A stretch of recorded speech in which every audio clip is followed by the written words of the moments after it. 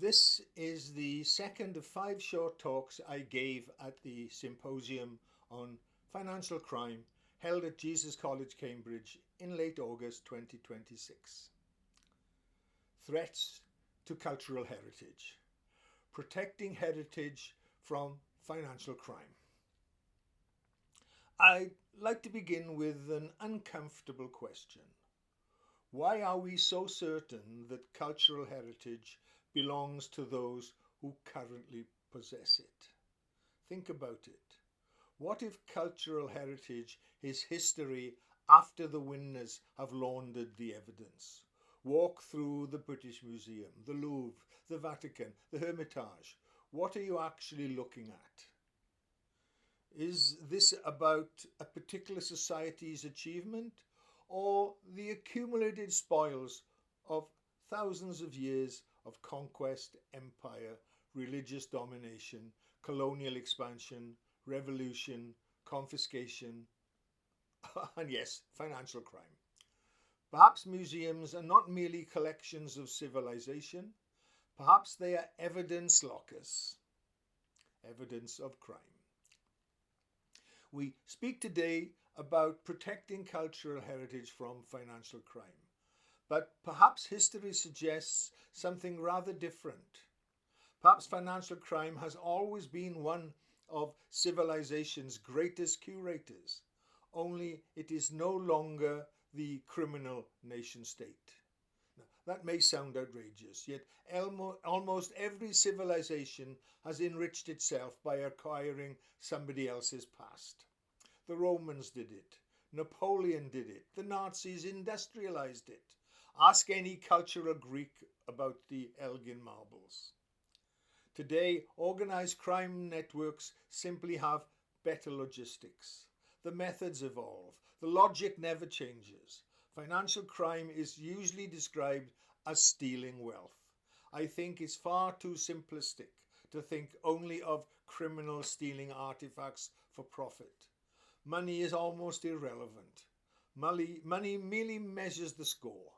The real commodity is legitimacy, because whoever owns the artifacts increasingly owns the narrative.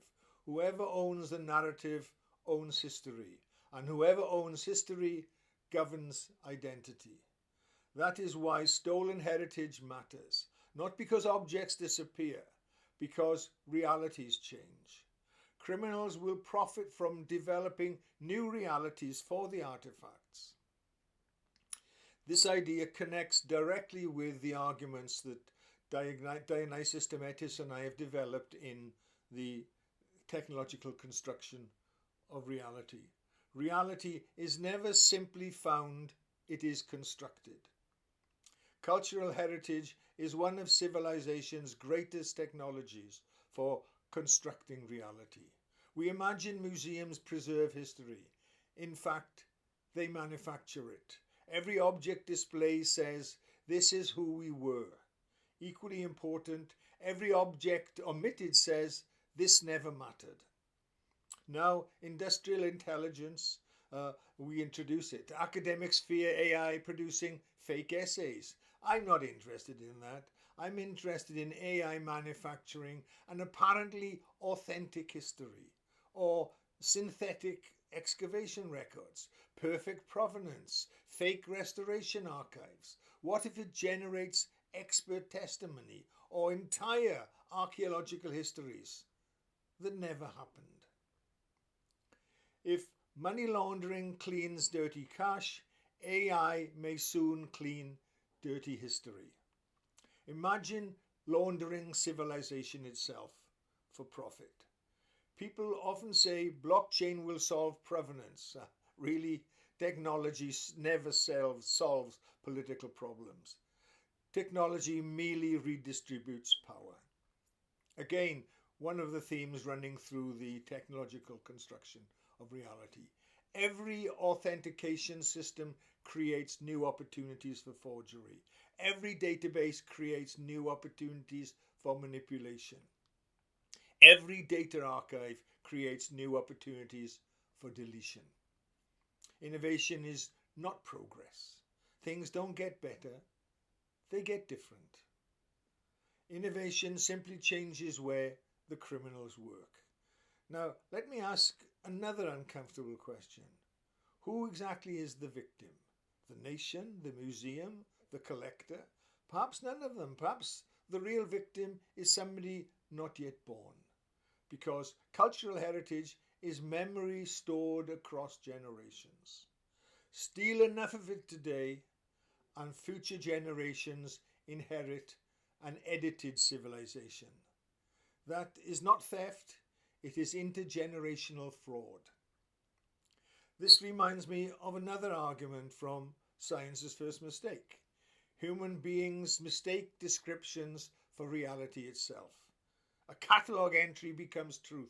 A certificate becomes authenticity. A database becomes history.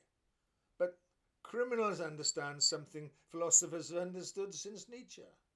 Documentation is negotiable, so they alter the documentation.